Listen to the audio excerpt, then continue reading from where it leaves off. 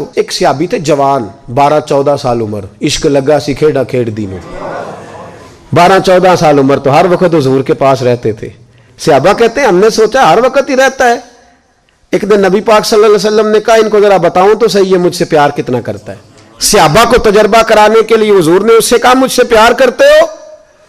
اس نے کہا بیبا آپ کو پتہ ہی ہے سارا. تو حضور نے فرمایا جاؤ اپنے باپ کی گردن کاٹ کے لاؤ. کس کی؟ اوکھا جے بابا کام.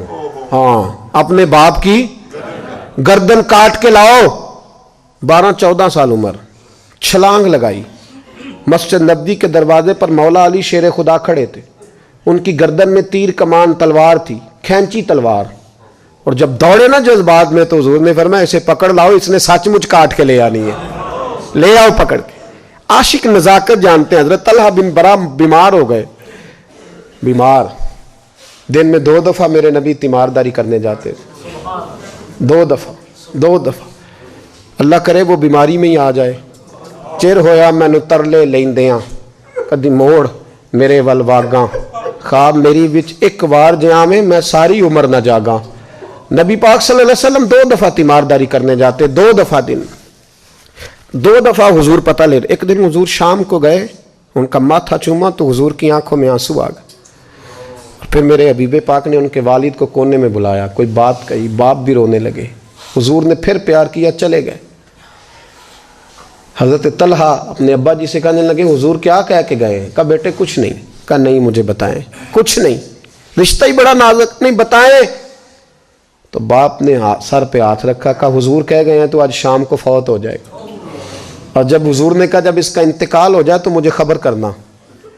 والد کو چارپائی پہ بٹھا کے تو حضرت طلحہ نے ہاتھ پکڑ لیا. عشق تیاگ دومی ایک برابر, پر عشق دا سیک ودھیرا, اگ تے ساڑے ککھ تے کانے, عشق ساڑے تن میرا, او اگ دا دارو می تے پانی, مینوں کوئی دسے عشق دا دارو کیڑا, بلے شاہ اتھے کچھ نہیں بچدا جتھے عشق ہوراں دا ڈیرا.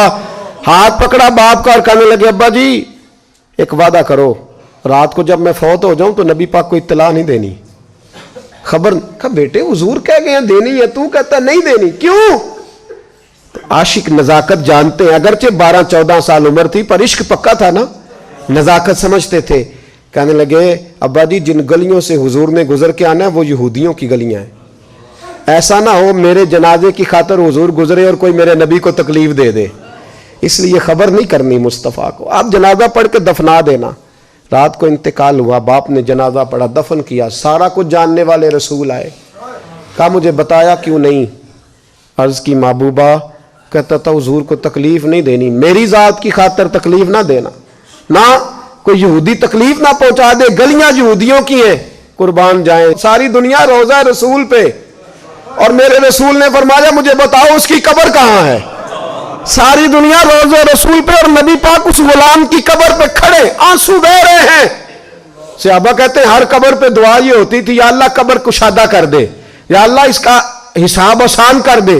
یہاں دعا بھی انوکھی, اس کے لیے دعا بھی انوکھی, رشتہ ہی بڑا نازک ہے.